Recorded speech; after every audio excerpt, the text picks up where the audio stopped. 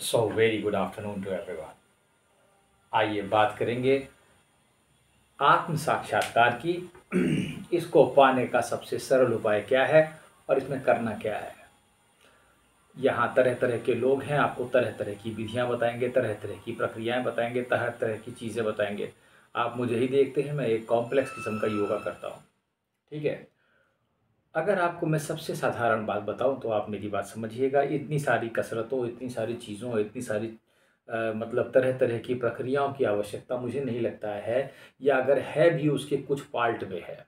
जीवन में याद रखना, थोड़े हिस्से में किसी चीज़ की ज़रूरत होती है, थोड़े समय बाद जब उस प्रक्रिया की आवश्यकता खत्म हो जाती है तो हमें आगे बढ़ जाना चाहिए। अगर तुम इस कला में महारत हासिल कर चुके हो और एक ही चीज़ में चिपकते नहीं हो, तभी तुम्हें ज्ञान प्राप्त होगा या अपने आप को जान सकते हो, जिसे कहा जा सकता है। अगर तुम किसी एक ही प्रक्रिया में जड़ हो गए, उसी में अटक गए, उसी में अटके रह गए, तो तुमसे छोड़ नहीं पाए, तो तुम्हारा मुक्ति कैसे संभव है। अगर तुम किसी चीज़ से चिपक जाते हो, अगर फेविक्विक लगा के हाथ को यहाँ चिपका दिया जाए तो क्या मुक्त हो जाओगे।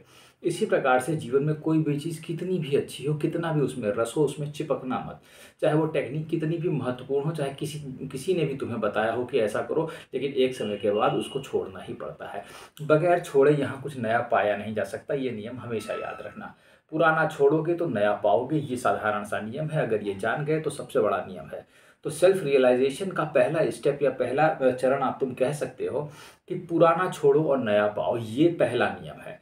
मैं तुम पूजा करते थे, तुम कोई प्रक्रिया करते थे, तुम कोई मंत्र तंत्र करते थे, तुमने उसके कुछ समय तक करो, उसको करो जब तक उसकी ज़रूरत है। हर चीज़ की ज़रूरत है। यहाँ मेडिटेशन है, जहाँ कोई तरीके का कोई क्रिया है, कोई कुछ है, कोई योग है, उसकी एक पर्टिकुलर लिमिट है, क्योंकि वो एक किस्म का बंधन है, इसलिए उसे एक लिमिट तक करो। उसके बाद जब तुम उसे छोड़ोगे तभी तुम प्राप्त हो पाओगे किसी चीज़ को। ये बात याद रखना। इसलिए पहला नियम ये कहा जाएगा यहाँ पे कि पहले करो, उसके बाद छोड़ दो, करो और छोड़ दो। ये नियम याद रखना। ठीक है कि मैंने पहले किया था ये चीज़, अब मैं इससे ऊब गया, मेरा मन ही भर गया। ऐसा हुआ कि मेरा मन ही भर गया और मेरा मन भरते ही मैंने उसे छोड़ दिया और मैं उससे मुक्त हो गया, क्योंकि वो भी एक किस्म का बंधन था। चाहे वो कितना भी बड़ा ज्ञान था, तुम्हें लगे वो कितना भी बड़ा ज्ञान है। दूसरा, सहज होना। अगर तुम आप साक्षात्कार या सेल्फ को जानना चाहते हो तो तुम सहज हो जाओ। सहज होने का मतलब है तुम अपनी प्रकृति के जितना नज़दीक रहोगे, तुम उतनी आसानी से आत्मज्ञान प्राप्त कर सकते हो। ये मेरी परिभाषा है, मुझे नहीं पता किसी ज्ञानी ने क्या कहा है। ध्यान से सुनना, मैं जो भी कहता हूँ अपने अनुभव से और अपने आप स्पॉन्टेनियसली जो माइंड में आता है उसे बोलते रहता हूँ, इसलिए सुनते रहो तुम इसको ध्यान से। अगर तुम सहज होकर के अपनी प्रकृति के निकटस्थ रहोगे तो तुम उतनी जल्दी अपने स्वभाव को प्राप्त होगे। ये स्टेटमेंट कहा जा सकता है, ये एक बेहतरीन स्टेटमेंट होगा अगर तुम इसे देना चाहो तो। मेरी बात याद रखना, अगर तुम जितनी सहजता से अपने आप अपने जैसे हो, अपने मन अपनी प्रकृति के वश में हो, जितने सहज भाव से हो, उतनी सहजता से तुम्हें आत्म साक्षात्कार प्राप्त होगा। तुम कोई उद्दंडता भरी प्रक्रिया करते हो, तुम कहोगे मैं हठी हो गया हूँ, मैंने हठ योग से मैं ये नहीं खाऊंगा, मैं इतने दिनों तक भयंकर व्रत करूंगा और मैं इतने दिनों तक ये करता ही नहीं रहूंगा। ऐसा कुछ नहीं होने वाला है, उससे कुछ प्राप्ति नहीं होने वाली है। बहुत सारे लोग भुखमरी से मर जाते हैं। नहीं खाना खाओगे तो मृत्यु हो जाएगी बहुत थोड़े समय बाद। इसलिए कोई ज़रूरी नहीं है कि तुम बहुत बड़ा भारी किस्म का कोई विशेष किस्म का अनुष्ठान यज्ञ कर दो कि नहीं मैं जीवन में ये करूंगा ही नहीं, या बहुत ही भारी संकल्प ले लो। बहुत भारी संकल्प लेके अगर तुम कुछ प्राप्त भी कर लोगे, मैं तुमसे कहता हूँ, तो वो अपूर्ण होगा। मैं तुमसे यही लिख लो मुझसे, वो पूर्ण कभी हो ही नहीं सकता, क्योंकि पूर्णता सहजता में है। पूर्णता तो जैसे तुम हो वैसे है। एक बालक जैसी चेष्टा करता है वैसी चेष्टा करना सीखो। वो अपने मन को इतना निर्मल और साफ बना लो कि जो इच्छा हो, जो मन में आए वो करो। इसका मतलब ये नहीं कि तुम्हारे मन में जो गलत विचार उठते हैं, किसी को मारो पीटो, तुम ये करने लग जाओ। इसका मतलब ये नहीं है। तुम उसमें से जो चीज़ करने ऐसी है, तुम्हें लगता है तुम वैसे करो। ये एक अद्भुत अवस्था माइंड की होगी, ये तुम्हारे पास स्वतः प्राप्त हो जाएगी जब तुम्हारा हृदय साफ हो जाएगा। जब हृदय ऊपर होगा और दिमाग नीचे होगा, यानी कि मन नीचे होगा, हृदय ऊपर हो जाएगा। अभी उल्टा है तुम्हारे साथ, तुम्हारा मन ऊपर है और तुम्हारा हृदय नीचे है। वैसे स्वाभाविक रूप से ऐसे ही बनाया गया है हमको, ठीक है, कि मन ऊपर लगा दिया गया है और हृदय नीचे लगा दिया गया है। लेकिन देखा तो तुम इसको उल्टा कर दो, ठीक है। अगर ये उल्टा हो जाए और तुम्हारा हृदय जो मन जो है तुम्हारा नीचे हो जाए और तुम्हारा हृदय इसके ऊपर आ जाए, कमाल हो जाए। मैं तुमसे कहता हूं, अगर तुमने हृदय को प्रमुखता दे दी, क्योंकि हृदय में वो वास करता है जिसे तुम्हें पाना है, वनस्पति इस प्राकृतिक माइंड के, ठीक है। जैसे ही तुम इसकी सहजता के साथ दोनों में तालमेल बनाओगे, ठीक है, ऊपर नीचे भी ठीक है, लेकिन सहजता के साथ तुमने तालमेल बना लिया सही गलत का और बिल्कुल सहज हो गए आनंद में। और मन में जो इच्छा करी, ये इच्छा अलग किस्म की होती है, तुम्हारी जैसी इच्छा नहीं। इसमें कोई बुराई नहीं कि मुझे कुछ पिज़्ज़ा खाने का मन कर रहा है तो मैंने पिज़्ज़ा खा लिया, इसमें कौन सा पाप है मुझे बताओ? इसमें कौन सी तपस्या है? इसमें कौन सा ज्ञान छिपा हुआ है? इसमें कौन से भगवान और कौन से परमेश्वर है? ये मुझे आलू की टिक्कियाँ खाने का मन कर रहा था, मौसम अच्छा था, मैंने पकौड़े खा लिए, इसमें क्या भगवान को कोई आपत्ति हो सकती है? या इसका भगवान की न प्राप्ति से कोई मतलब हो सकता है? जरा कल्पना करो तुम। बिल्कुल ऐसे ही जैसे तुम्हारे अंदर बिल्कुल स्वच्छंदता, मान लो तुम्हारी शादी हुई है, तुम्हारी बीवी है, तुम्हारे अंदर काम के विचार आ रहे हैं, तुमने सेक्स कर लिया, तो इसमें क्या बुराई है? मेरी समझ में नहीं आता। जब वो नेचुरली बनाया गया है, क्योंकि तुमने कोई धर्म के विरुद्ध काम नहीं किया, तुमने, अब तुम्हारे अंदर आत्मग्लानि नहीं है उस कार्य को करने के बाद, तुमने सहजता से वो कार्य किया जो कि जिसके लिए जो बिल्कुल धर्म के अनुरूप है। मैं तुमसे कहता हूँ, अपनी पत्नी के साथ सोना कोई पाप नहीं है। मैं कहता हूँ क्या ये पाप है? पता नहीं कौन कौन से विद्वान पैदा हो गए हैं, वो कहते हैं कि काम को रोको, इसको क्रोध को लोग, सब कुछ रोक ही दो तो पृथ्वी में होगा क्या? फिर कुछ होगा ही नहीं, तो क्या करोगे यहाँ? ये इन सब चीज़ों से किसी चीज़ को एकदम से रोक देना, क्रोध भी मैं तुमसे कहता हूँ, अगर तुम सहज हो गए और तुमने मन और हृदय में तालमेल बिठा लिया तो तुम्हारे क्रोध से चमत्कार हो जाएंगे। मैं तुमसे कहता हूँ, क्या भगवान तांडव नहीं करते? सोचो इस बारे में, सोचो, फिर से सोचो, मैं तुमसे कहता हूँ।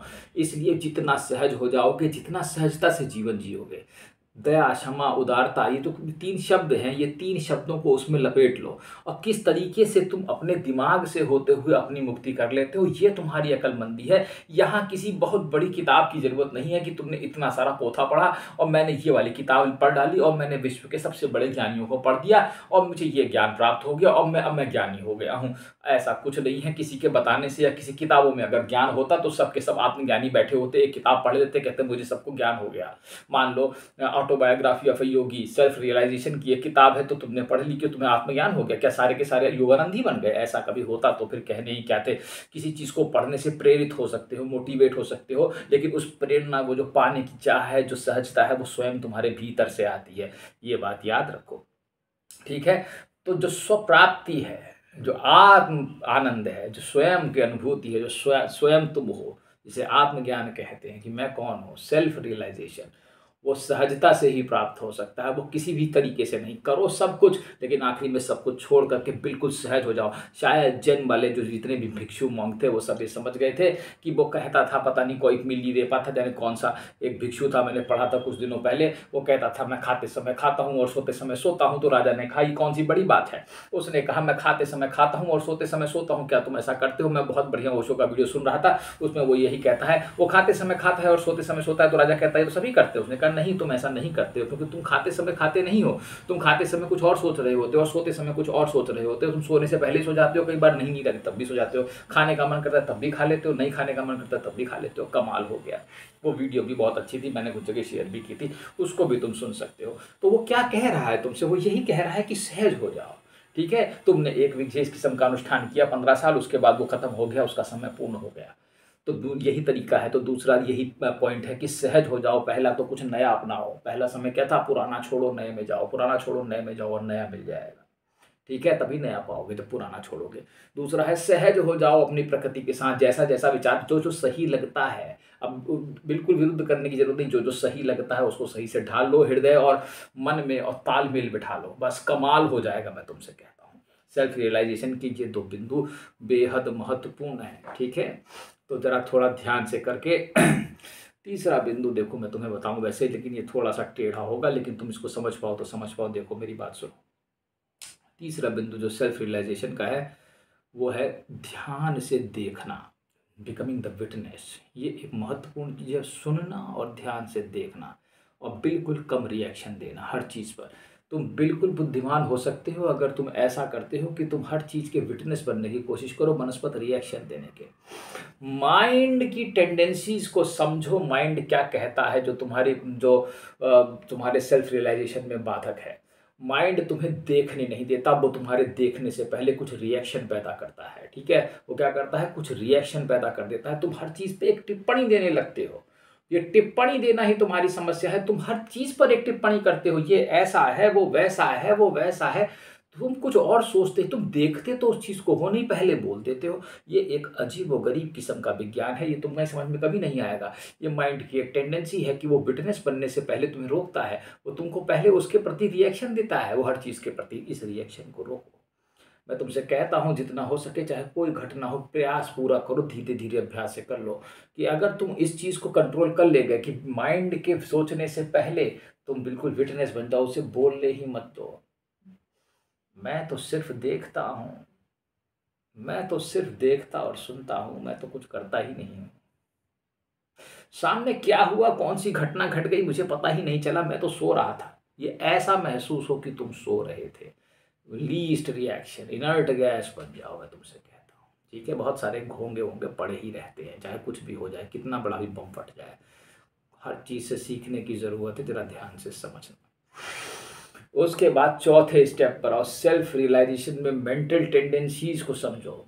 The analysis of mental tendencies की और बारीकी से एनालिसिस करो। जब तुम सही और गलत, ये जो टेंडेंसी है, ये सही है, ये गलत है, ये सही हुआ, ये ऐसा है, ये वैसा है, दोष देखना। सही और गलत की टेंडेंसी से ऊपर उठ के और दोष नहीं देखना। I will not see the faults in anyone, that is what is there is. मैं किसी के फॉल्ट्स को देखूंगा ही नहीं, चाहे कुछ भी हो जाए, या उनको इग्नोर कर दूंगा। मैं तुम्हें सही कहता हूँ, चाहे रूमी हो, चाहे जैन मॉन्क हो, चाहे कोई हो, जितने भी, चाहे जे जून या चाहे जो भी विद्वान पैदा हुए हो, सब ने एक ही बात कही। रूमी भी यही कहता है, जब तुम सही और गलत के इस द्वंद्व से, इस मानसिक द्वंद्व से तुम बाहर आ जाओ, ठीक है, जब तुम सही और गलत के इस मानसिक द्वंद्व से बाहर आ गए, कमाल हो गया। मैं तुमसे कहता हूं, तुम कमाल के थे, तुम इससे बाहर निकल आए। यही तो सबसे बड़ी जड़ है जो ये संसार में बांधे हुए। ये सही है और ये गलत है। सड़क में गड्ढा है, सड़क में गड्ढा है तो होने दो भाई, तुम्हें उसे इग्नोर ही करना है, चाहे वो तुम्हें एक दिन में 100 बार दिख रहा हो, या तुम उसको रोज पास होते हो और तुम्हारा मन उसे रोज कचोटता हो। तो ये भी तो एक माइंड कंट्रोल ही है एक किस्म का। और अगर तुम इस तरीके के दायरों से बाहर निकल आए, कमाल हो गया। ये सही गलत और ये इसने ऐसा किया, उसने वैसा किया, वो ऐसा है, ये बुरा है, ये ऐसा है, पूरे दिन इस मन के चमड़ जाल से, जो वेब, दिस में be called as a web, ये मन के एक जंजाल से तुम बाहर आ गए।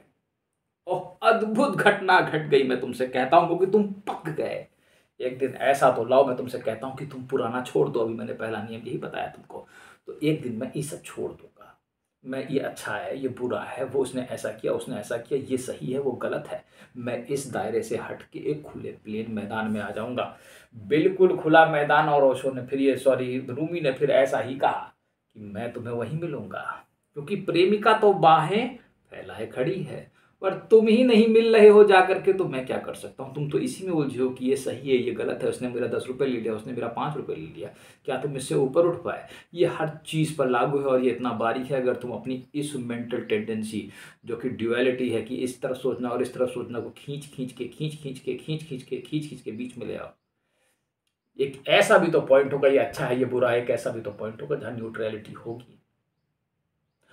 सोचो इस बारे में, एक पॉइंट जरूर होगा ऐसा जहां न्यूट्रलिटी होगी, समझ रहे हो? और वही, उस न्यूट्रलिटी को ही तो पाना है। और मैं तुमसे फिर कहता हूं, अगर तुम इस न्यूट्रल पॉइंट पे पहुंच गए, तुम गजब हो। मैं तुमसे कहता हूं, तुम गजब हो। वास्तव में तुमने अपने को पा लिया अगर तुम इस पॉइंट पे अपने माइंड को ले गए। मुझे उम्मीद है तुम मेरी बात समझ गए होगे। और अगर तुमने ये सब कर ले गए, तो तुम्हें तुम होने से कोई नहीं रोक सकता। और तुम हो गए उस दिन, और ख़त्म हो गई कहानी। ये सब तुम्हारे लिए बेकार हो गया। ठीक है, तो उम्मीद करता हूँ तुम समझ गए हो कि आत्मज्ञान कैसे प्राप्त किया जाता है। धन्यवाद।